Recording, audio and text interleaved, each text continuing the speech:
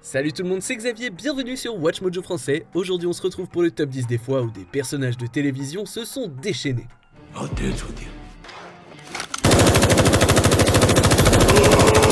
Pour cette liste, on va s'intéresser aux scènes du petit écran dans lesquelles un personnage a laissé libre cours à sa fureur intérieure. Est-ce que vous avez en tête un autre moment de déchaînement à la télé? Régalez-nous et dites-le moi dans les commentaires. Numéro 10, Hawk exorcise ses démons, Cobra Kai. Quelle meilleure façon de commencer cette liste qu'avec une série consacrée au combat. Who's going down next? Let's go. He's mine. Get him, Lit. Lorsque le sensei John Kreese invite des athlètes locaux à rejoindre Cobra Kai, Hawk, qui a subi un lavage de cerveau, y voit l'occasion de se venger d'un de ses bourreaux de cours d'école, Brooks.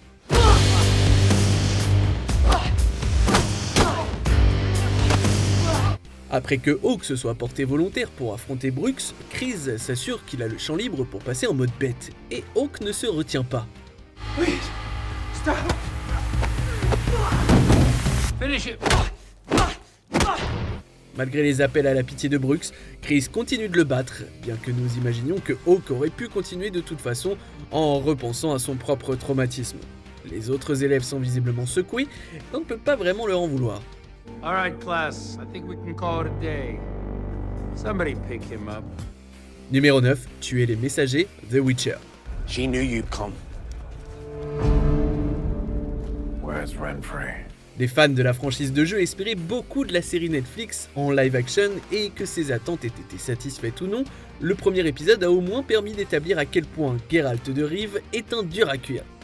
Cela n'est nulle part plus évident que dans cette scène où des hommes de main tentent de le dissuader d'accomplir ses devoirs de sorcier. Aussi réticent que soit Geralt, il montre à quelle vitesse il peut se déchaîner en expédiant les messagers de façon brutale. Il est ensuite confronté à la meneuse, Renfrey, mais sa propre rage ne fait que l'inciter à mettre fin à ses souffrances. Cela montre que Geralt n'a pas peur de s'en prendre aux autres s'il est provoqué. Numéro 8, Airvamp Preacher. En parlant d'épisode pilote, Preacher donne également le ton dès le début avec l'un de ses personnages, cette fois sous la forme de Proincias Cassidy, un vampire irlandais qui est plus que désireux de se salir les mains, sans parler de ses crocs. Alors qu'il tient le bar à bord d'un jet privé, Cassidy apprend que les messieurs qu'il sert sont en fait des chasseurs de vampires. Yeah, but what do I know? I'm just another shit-faced Irishman, am I not? Am I not just that?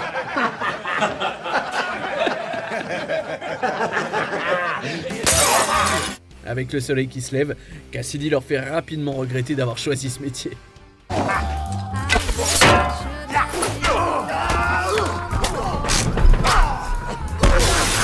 Avec Cassidy utilisant comme arme tout ce qui lui tombe sous la main, on se demande avec stupéfaction comment le ton de la scène a pu devenir aussi lourd.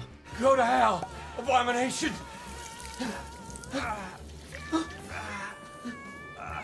When will you eat to learn, huh? Cassidy fait alors comme D.B. Cooper et saute, ce qui nous laisse totalement bouche bée. Numéro 7, Piper contre Pensatsuki, Orange is the New Black. Hey! Where do you think you're going? Oh no. Oh no, you do not want to fight with me right now, crazy. You do not. Bonne fille du pénitencier de Litchfield, Piper Chapman n'est probablement pas la première personne que l'on penserait capable de frapper une autre détenue. Ça serait plutôt sa victime, Tiffany Pensatsuki Doggett. Mais lorsque cette dernière tente de tuer Piper dans la fin de la saison 1, pensant qu'elle est en mission pour Dieu, les choses s'enveniment rapidement. Oh! Like would you run out to play?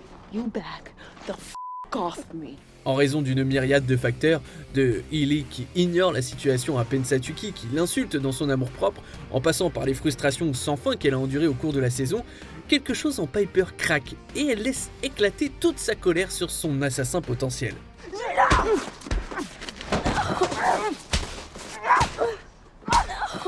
On découvrira dans la saison suivante que Pensatsuki a survécu, mais au vu de cette raclée, faut avouer qu'on n'en était pas si sûr au début.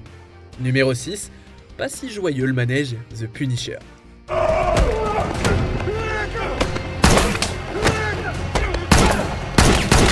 Il faut s'attendre à ce qu'un personnage appelé The Punisher rende une justice brutale, et cette série Netflix s'en est bien sortie à cet égard. Finale de la saison 1, Memento Mori voit la relation sordide entre Frank et Billy atteindre son paroxysme au manège où la famille de Frank est morte. Frank, désormais affublé de l'emblématique crâne du Punisher, oblige Billy à se souvenir de sa propre mortalité en s'engageant dans une bagarre qui frôle la mort pour les deux parties.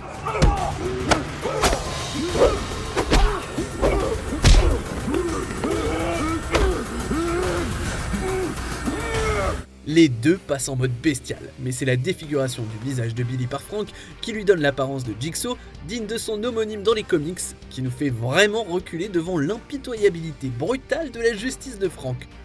Numéro 5, Jack contre Abu Fayed, 24 heures chrono. Honnêtement, on pourrait faire une liste entière des fois où Jack Bauer s'est déchaîné dans 24 heures chrono, mais s'il y a une bagarre brutale qui ressort le plus, c'est celle qu'il a opposée à l'extrémiste Abu Fayed.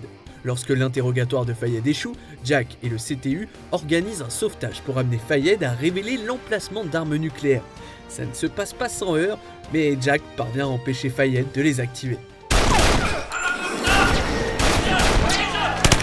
Après que Jack ait éliminé les hommes de Fayed, le manque de balles l'oblige à s'approcher de lui.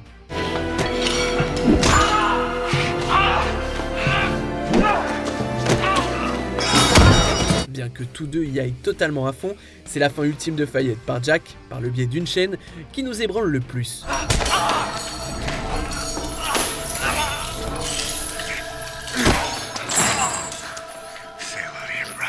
Froid, sauvage et finalement tellement satisfaisant. Numéro 4, Jesse apprend la vérité, Breaking Bad. He a no-show? Why didn't you call? Why didn't you... Stop! Go red!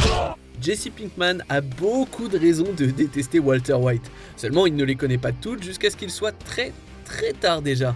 Après avoir fait le rapprochement, Jesse réalise que c'est Walt qui a empoisonné le fils de sa petite amie, Brock. Furieux, Jesse fait irruption chez Saul et le force à avouer, sachant qu'il a au moins joué un rôle par inadvertance. You stole the cigarette. What? The ricin cigarette!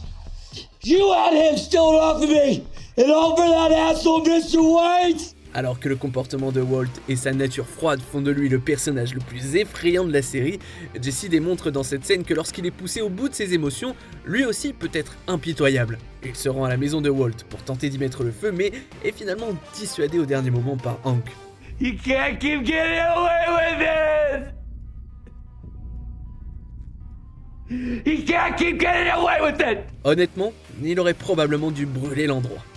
Numéro 3, survivre à l'embuscade, The Walking Dead.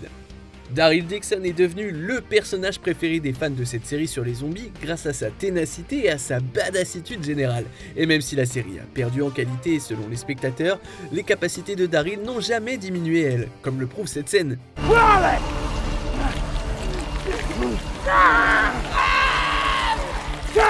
Ici, Daryl essaye de prendre le dessus sur la leader des chuchoteurs, Alpha, mais sa vision est brouillée et il a un couteau dans la jambe. Les deux combattants étant blessés, Alpha tente de faire en sorte que des rôdeurs s'en prennent à Daryl. C'est là que je me rends compte que Alpha, elle a pas regardé les 9 saisons précédentes de la série. Sinon, elle aurait su qu'essayer d'éliminer Daryl, c'était juste impossible parce qu'il surmonte continuellement tous les obstacles pour tuer ceux qui sont déjà morts.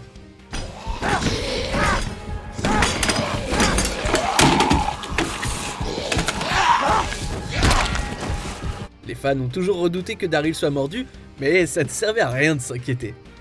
Numéro 2, massacre de Stormtrooper, The Mandalorian. Boba Fett est un personnage qui, selon de nombreux fans, a été gâché avant The Mandalorian, et il a été gâché dans sa propre série aussi quand on y pense. Mais sa première apparition sur Disney+ a donné aux fans ce qu'ils avaient toujours voulu. Après que Boba ait confronté Mando au sujet de son armure volée, ils sont attaqués par des soldats impériaux qui tentent de capturer Grogu. La façon dont Boba se débarrasse de soldats à l'aide d'un bâton est assez gratifiante, mais le moment où il revient en combat dans son armure classique est encore plus satisfaisant.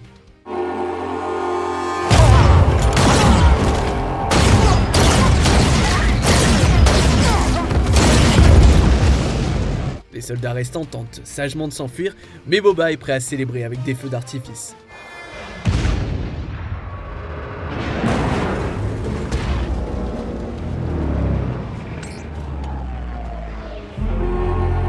Et voilà comment un personnage de Star Wars devrait toujours pouvoir se déchaîner. On arrive presque à la fin, nous publions de nouvelles vidéos chaque jour, alors avant de continuer, abonnez-vous et activez la petite cloche et les notifications sur téléphone pour ne rien rater. Numéro 1, La montagne et la vipère, Game of Thrones. Have they told you who I am? Some dead man. Game of Thrones est une autre de ces séries où les personnages se défoulent sauvagement assez régulièrement en vrai. Mais on n'a jamais été aussi amusé et consterné en fait que lorsque Oberyn Martell a affronté Gregor Clegane. You murdered her. You killed her children. Say it now and we can make this quick.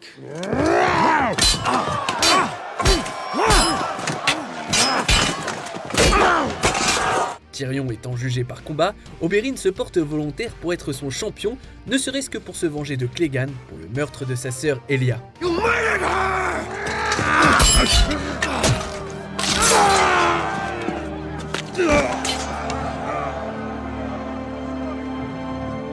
You killed her children! Bien que prétentieux, Oberyn a clairement le dessus. Et même si on aimerait lui donner le crédit d'être le seul à être en défoulement total, son désir de vengeance le distrait et permet à Clegane de se remettre d'une blessure apparemment fatale et de lui écraser la tête avec rien d'autre que ses mains.